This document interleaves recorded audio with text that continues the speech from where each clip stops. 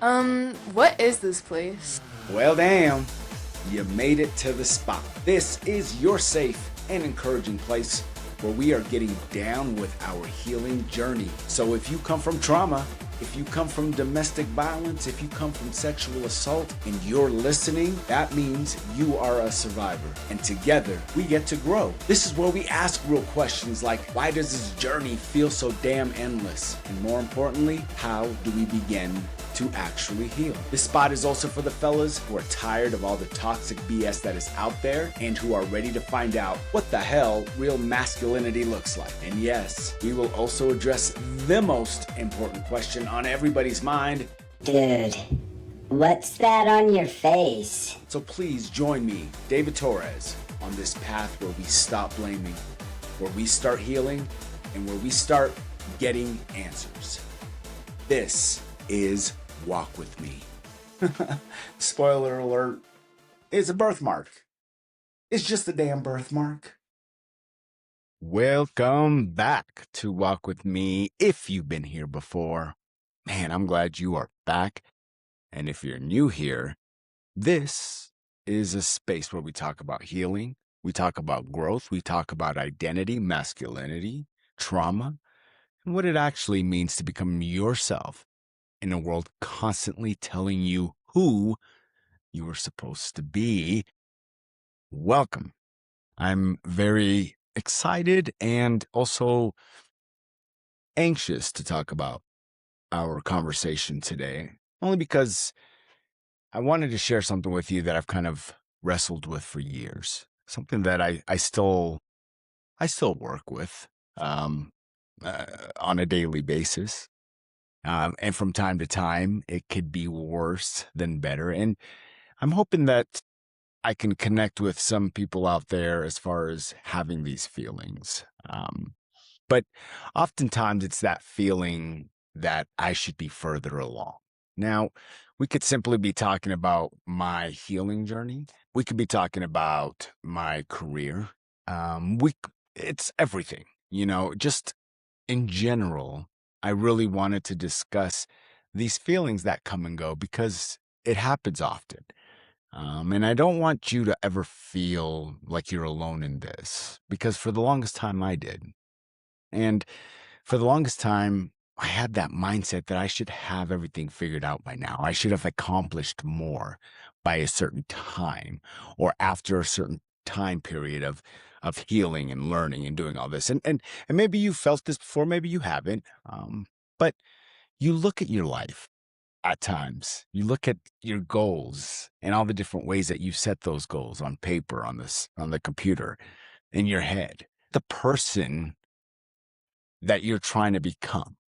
And somehow, instead of feeling proud of how far you've come when all this started, or from even 5 years ago or last year, instead of feeling that pride, you really just concentrate on the distance that's left from the things that you don't yet know, from that feeling of inadequacy to the point where you see somebody else in who was going in the same direction or plan on going the same direction to you, or you see people who are there and you tend to compare yourself.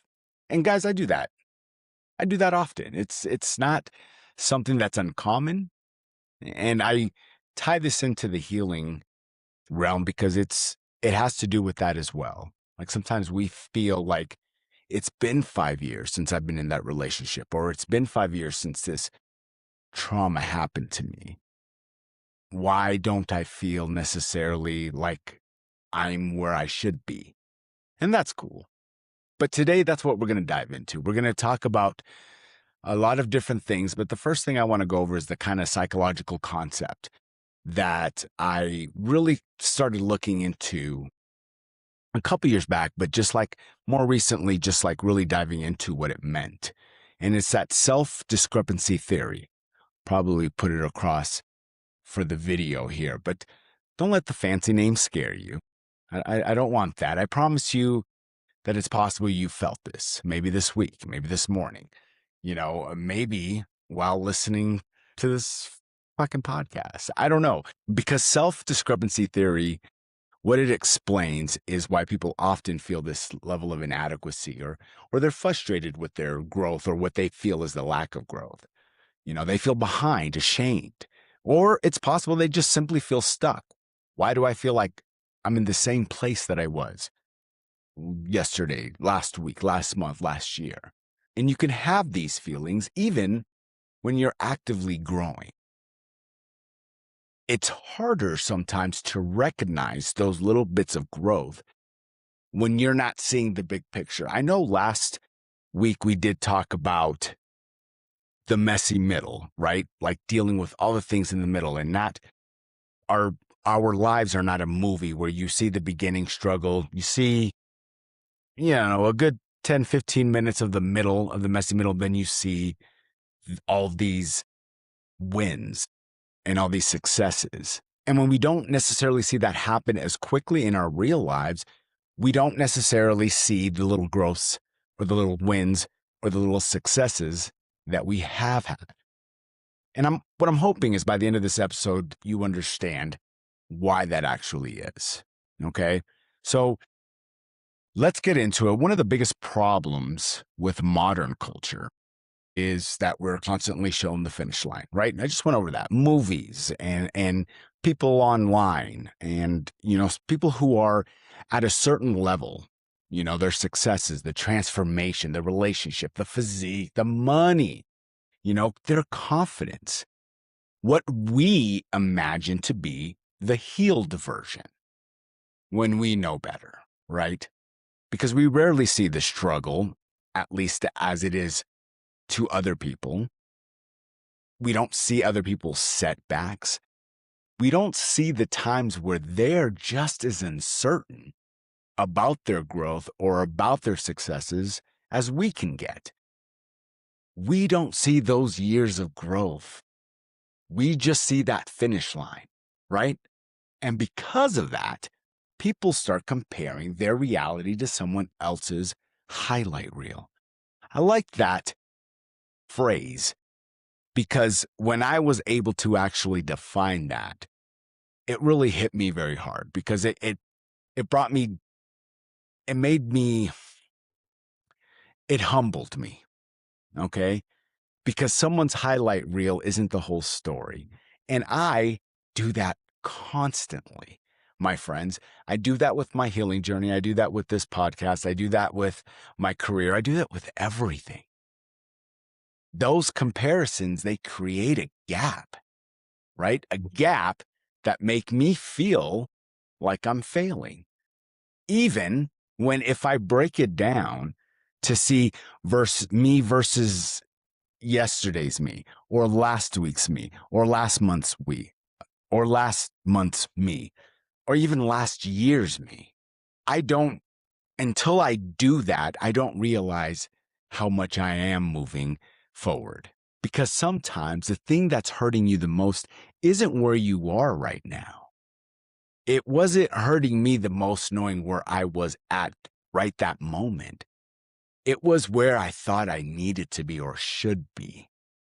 And consider that word should for a while because it's an important word as we get into this. Okay. So have you ever looked at your life like I have and thought I should be doing better than this? It could be anything. I know that this is a healing platform and I really want those who are in their healing journey to dive into this because even as you're healing, some of these things that we want to accomplish happen also during our healing journey. And being in a healing journey doesn't necessarily make them worse or better, but it's all involved in it, right?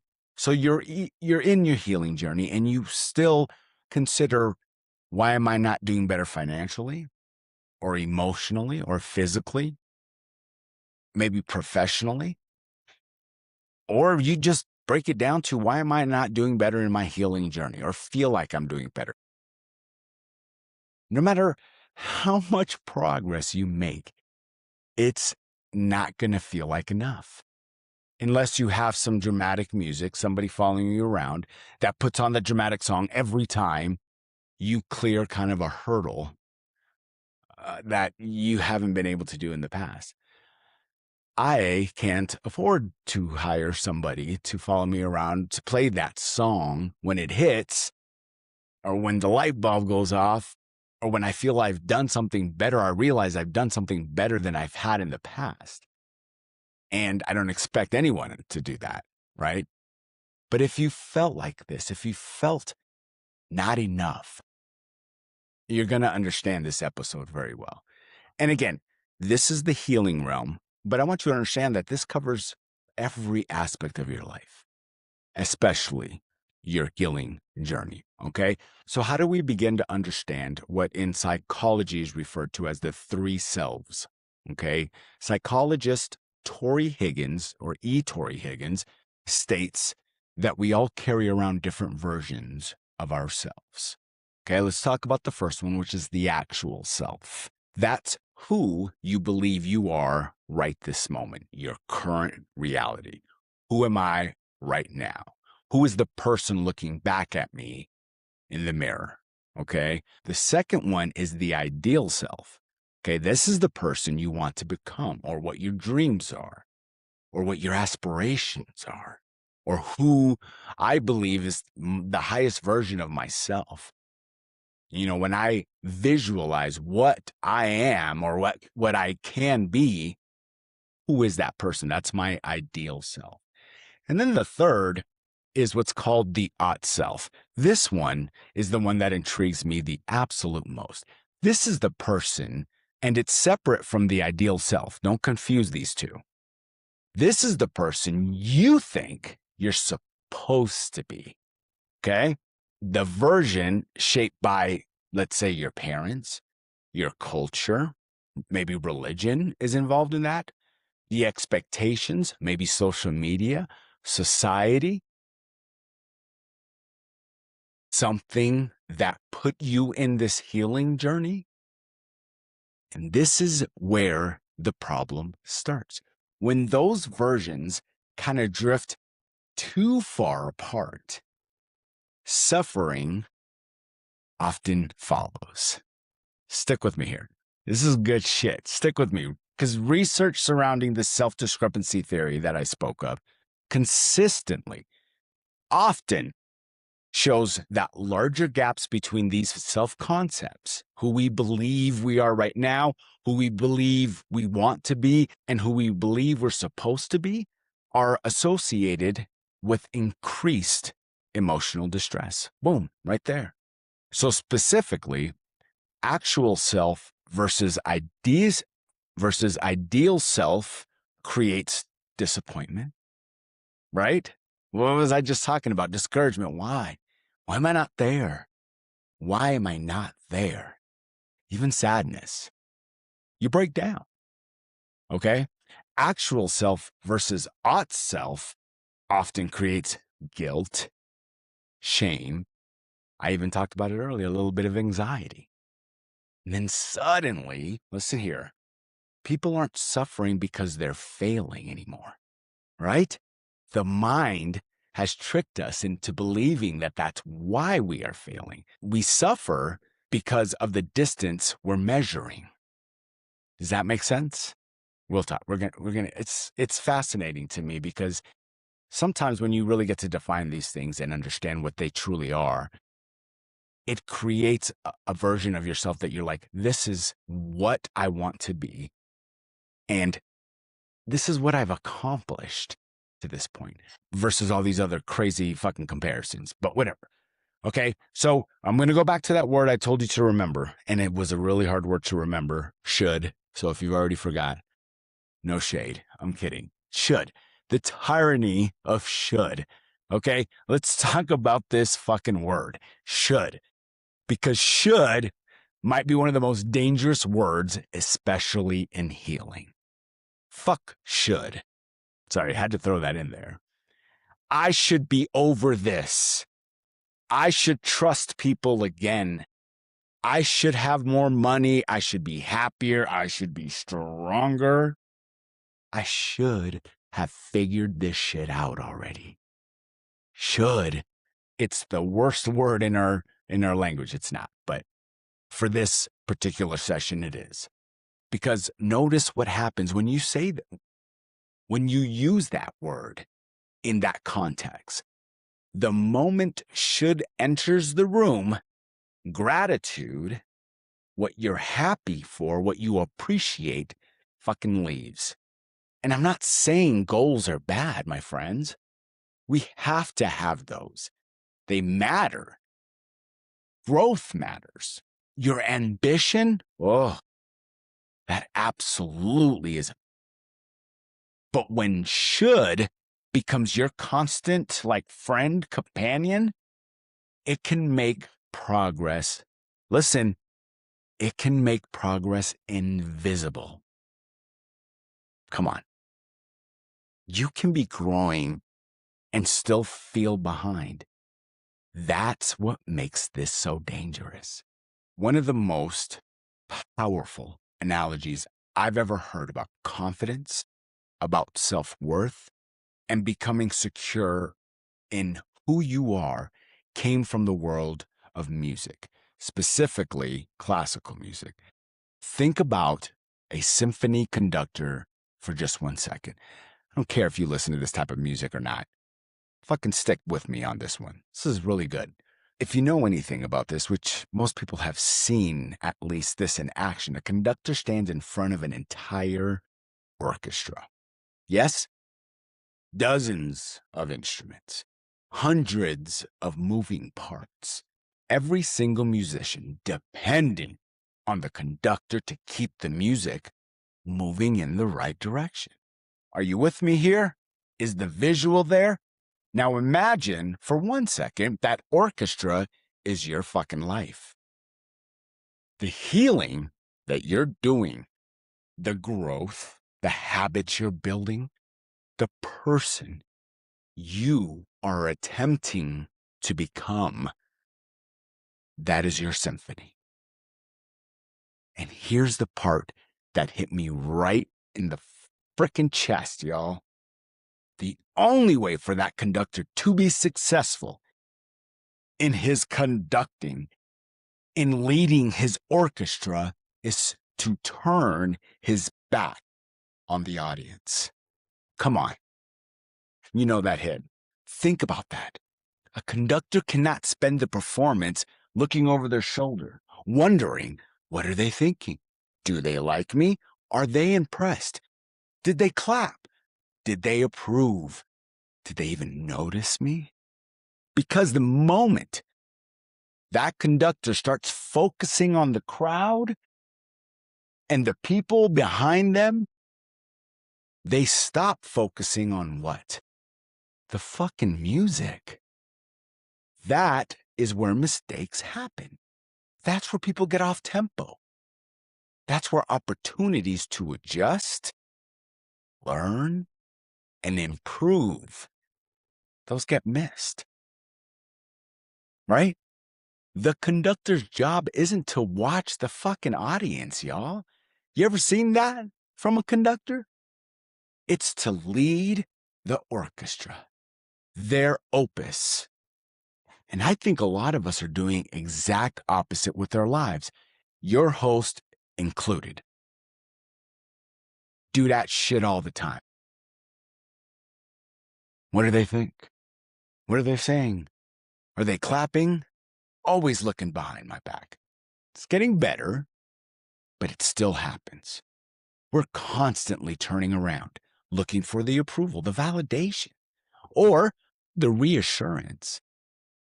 Looking for someone to tell us we're doing good enough, that we're successful enough, that we're healed enough, that we're worthy enough. Meanwhile, the very thing we're supposed to be building is right in front of us, our symphony, our growth, our healing. This is our life. I heard somebody say, to conduct the orchestra, you must turn your back on the audience. Damn. That's it. That's the lesson. The audience will cheer. The audience will criticize. Some of the audience may fucking leave. The audience will change. But the music, that music is yours. And if we spend our entire life chasing the applause, you're never, ever going to hear the masterpiece that you are capable of creating. Fuck, even I need to hear that once in a while. Even I need to tell myself, stop looking at the damn crowd. Stop checking for permission. Stop asking everyone else if I'm becoming enough. I got to keep my eyes on the music, on my work, on the person that I am becoming, because that's the symphony that matters. And only I can conduct my symphony, and only you can conduct yours. Yes? Here's what I've come to believe. Healing isn't about becoming your ideal self overnight. I've talked about this a million times, and I will talk about it a million more times. All it is reducing the distance between who you are and who you believe you're allowed to become. That matters. Because a lot of people aren't actually failing. They're simply judging themselves through impossible timelines. Guilty. I've done that shit. I still do that shit. The gap will get smaller every time you choose growth. Even when it doesn't fucking feel like it. And often, it won't feel like it. But what you look at has to change. So I'm going to give you 5 ways to close that gap that we talked about. Okay.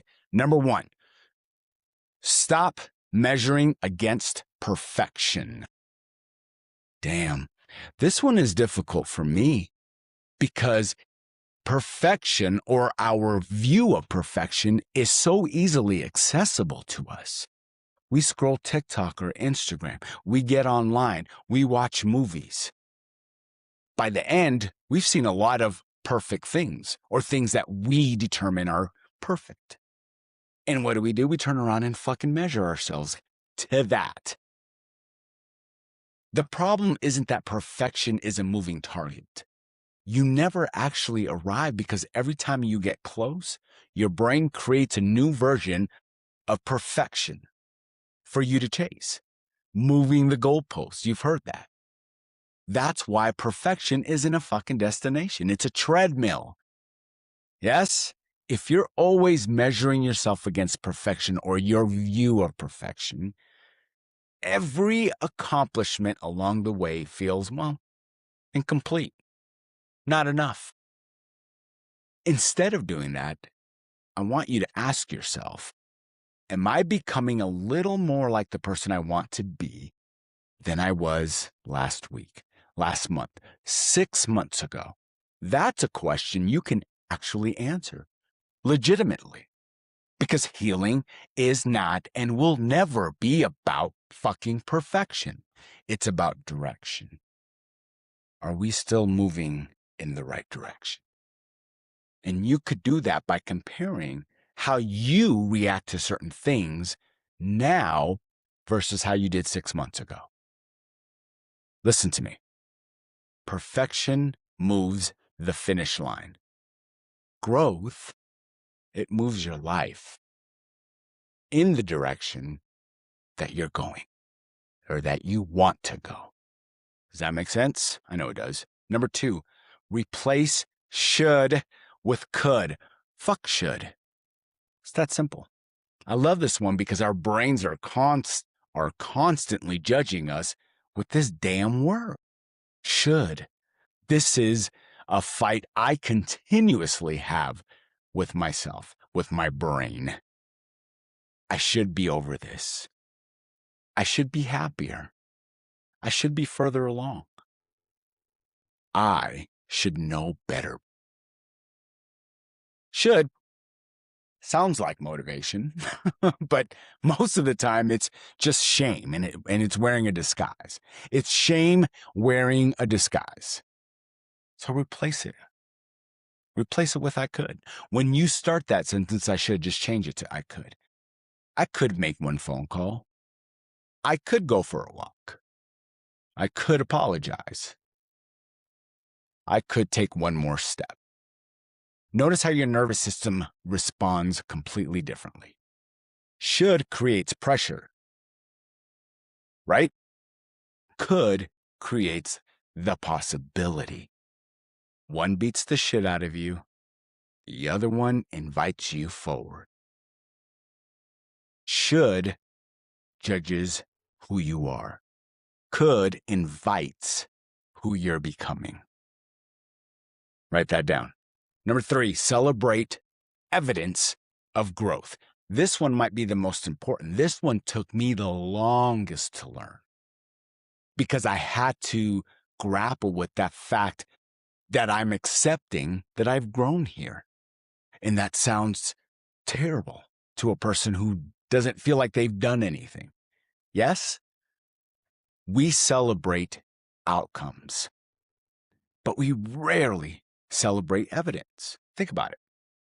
You didn't lose 50 pounds overnight. You lost the first pound, then another, then maybe 3 that day, then another. That's how healing works, the exact same way. Maybe today your evidence looks like something small, like you paused before reacting. Score. Or you slept through the night. Small win. You apologized when in the past you didn't. Or you asked for help. Gentlemen, maybe you asked for directions. Low blow. Here we go. Maybe you set one boundary. Those moments may seem small, but they're not. They're evidence.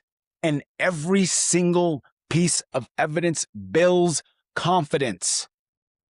One brick at a time. It builds your self-trust. It closes the gap. Man, don't wait till the destination to celebrate, because you're never going to celebrate. It's a lost fucking cause. There is no destination. There is growth.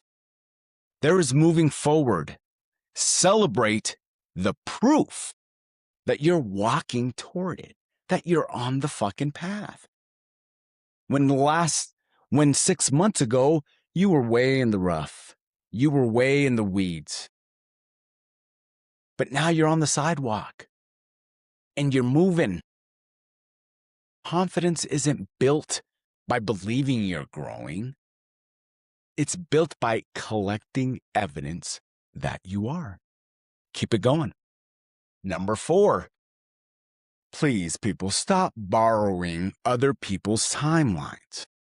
We need to stop doing that shit.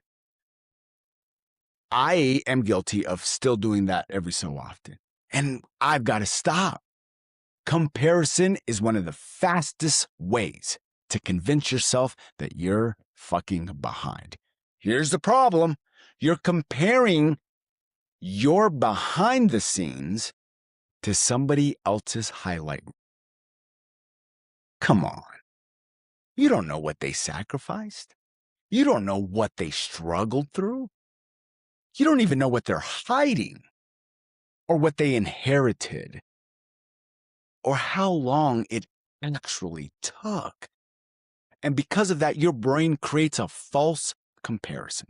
Healing isn't a fucking race. It isn't a race. It's not even the same course. We're not even playing the same sport or in the same stadium. It's all different. Some people are recovering from heartbreak, some from abuse, some from childhood trauma. Some are learning emotional regulation for the very first time. Of course, those timelines look different. Are you out of your mind? The only timeline you should be comparing yourself to is your own. Listen, I'm not yelling at you. I said the same things to myself. I said mine, believe it or not, even in a more derogative manner, because I could take it from myself. But I had to have that hard conversation with that person in the mirror, with myself. And it ended with me saying comparison doesn't tell you where you are. It only distracts you from where you're going. Ooh, write that one down too. That one was good. Number 5, I want you to become friends with the process. This is my favorite one because as I continue my journey, this is becoming more and more something that I look forward to every day, growing in this aspect. It's the hardest one, but it's by far my favorite one because most of us kind of fall in love with outcomes. I know I do. I know I have, and I know I still do. We want to be healed. We want to be confident, damn it. We want peace. But those things, my friends, are not events. They're the byproduct of repeated actions over and over and over again. The people who continue growing aren't always the most talented, my friends. They're the people who learn to appreciate the process. Love the suck, is what I used to tell the kids I coached in football. It's not all about game day. Your game day is so much easier, so much more fun, so much more enjoyable when you fall in love with the suck, the practices, the two-a-days, the workouts, right? The therapy sessions, the difficult conversations, the journal entries, that boundary, sometimes the apology, sometimes the what. Because one day you realize something that is absolutely incredible. You're no longer doing these things to become someone else. You're doing them because this is simply who you are fucking now, right now. That's when healing stops feeling like work for the most part. It starts feeling like your life, your everyday. If you've listened to this podcast for a while, and maybe you haven't, but either way, you have or you will hear me say that healing isn't a destination. It's a path, right? I'll see you on the path. That's how I end them. And I recently realized that path has 5 stages. We talk about pain, we go to protection, we go to regulation, we go to freedom, and then we go to peace. They're stages, mental stages that you have. These 5 practices are how we keep walking this path. They don't eliminate the gap overnight, my friends. They simply help us to stop measuring ourselves by who we are not yet and kind of start recognizing the person we've already become. And that is important. Look for future podcasts. I'm really going to go into those 5 stages because when I learned about these 5 stages, it really did hit hard for me and helped me understand where I was in my path, where I was in my journey, and how amazing that felt. Okay? Listen, if you're feeling behind right now, listen, you're not alone. You're not alone. Most of us, most people are carrying invisible expectations that nobody else can see. And those expectations, they become heavy. Sometimes they become heavier than the actual work itself. You do not need to become someone else. You do not need to become someone who is worthy. You're already worthy. You're already somebody. Growth is not what creates your value. Growth simply helps you to reveal it. Okay? All right, this week's challenge, I want you to write down 3 things you're proud of from the last year. This one's hard. It's hard to admit that you are proud of yourself for some things, let alone 3. But these aren't achievements, things you actually are proud of in growth. These are not achievements from the last year. These are moments of growth that you're proud of. And then I want you to write them down. Then I want you to write 3 should statements you've been carrying and ask yourself, who told me this timeline? Or where did I see this timeline? And I really want you to sit with that. I really want you to sit in that muck. Because some of those expectations, they're not even yours. They're from somebody else. It's important that you do this because nothing changes if you don't. Okay?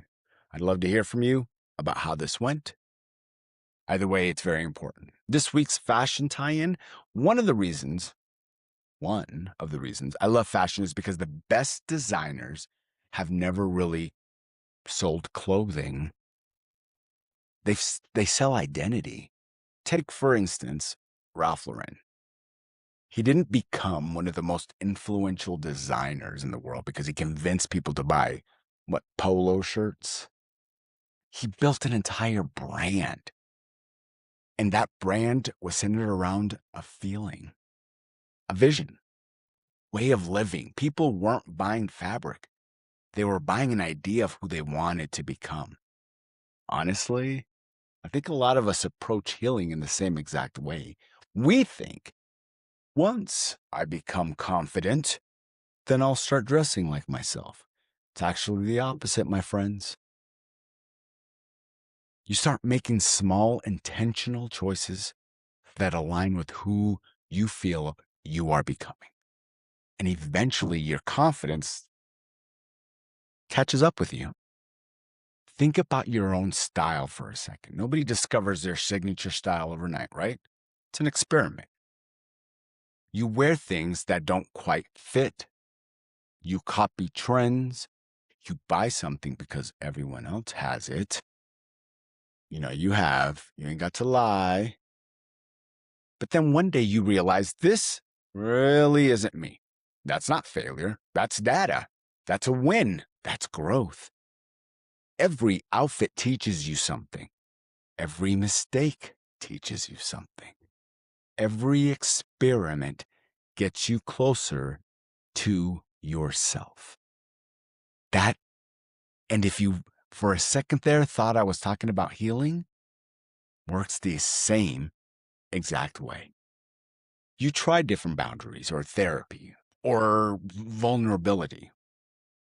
You apologize. You fail. You adjust. You keep fucking learning until one day your life starts fitting you in the same way your favorite outfit does. Comfortably, confidently, most importantly, authentically. Because identity isn't something you discover hiding under a rock, right? Identity is something you build through repeated choices. And every honest decision you make, honest, closes the gap between the person you're performing and the person you're becoming. Write that shit down too. That was good. Signature style isn't the clothes that you've mastered. It's the confidence to stop wearing someone else's identity. Now listen, maybe the goal isn't to become your ideal self. Maybe the goal is to stop abandoning your actual self in pursuit of perfection. Let's bring this home. Today we talked about self-discrepancy theory, and we weren't scared of the word, were we? We talked about the actual self, the ideal self, the ought self, and we also talked about why so many people feel behind even while they're growing. Because sometimes the greatest source of suffering isn't failure. It's when we compare. Do you understand that? Comparing ourselves to who we think we should be. The ought self. Comparison to who we used to be. Comparison to who someone else is. But healing asks a different question. Not, why am I not there yet? But, am I moving? Because if you're moving, you're growing. If you're growing, that gap is already closing. And that is progress. And my friends, we all know that progress is the point. Until then, please take care of yourself, and I will see you on the path. Hey, y'all. Thanks for walking with me today. If something in this episode resonated with you, you can find resources, support organizations, and additional information at walkwithmepod.com. Whether you're seeking help for yourself or someone you care about, those resources are there for you. You can also connect with me on social media. All of the links are in the show notes and on the website. I always welcome your reflections, questions, and stories. And with your permission, some may even help guide future episodes as this community continues to grow. If you believe in what we're building here, please take a moment to rate and review the podcast. It truly helps this message reach more people who may need it. And if someone came in mind while you were listening today, consider sharing this episode with them. Sometimes a single conversation can open the door to healing. Until next time, keep moving forward, one step at a time. Psst, this part is super important, my friends. I want to be very clear about something. I am not a licensed therapist, a counselor, a psychologist, or a medical professional. The content shared on Walk With Me is based on personal experience, research, education, and lived perspective, not professional or clinical advice. This podcast is intended for educational, reflective, and community-based conversation only. It is not a substitute for professional mental health care, medical treatment, legal advice, or crisis intervention. If you are in immediate danger, experiencing a crisis, or need professional support, please contact emergency services or a licensed mental health professional or a trusted support organization right away. Resources and hotlines are listed in the show notes and on walkwithmepod.com. Listening to or participating in this podcast does not establish my therapeutic, professional, or client relationship between you and I. My goal here is to open conversations, challenge harmful patterns, and offer insight and hope. But your safety, healing, and care deserve qualified, professional support when needed. Please take care of yourself